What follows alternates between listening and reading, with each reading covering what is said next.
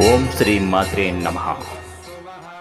శ్రీరామగిరి వాసుడు శ్రీ కోదండరామస్వామి వారి సన్నిధిలో శ్రావణ మాసం 4వ శుక్రవారం ఏకాదశి తిథినందు ఆగస్టు 30వ తేదీన ఉదయం 8 గంటల నుంచి గాయత్రి హోమం నిర్వహించబడింది.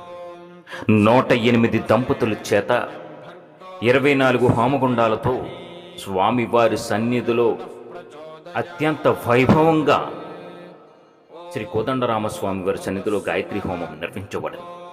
కావున భక్తులందరూ స్వామివారిని కోరిన కోరికలు తీర్చే కోదండరామయ్యని దర్శించి ఈ గాయత్రి హోమాన్ని ఫలితాన్ని పొందుతారని కోరుకుంటున్నాం.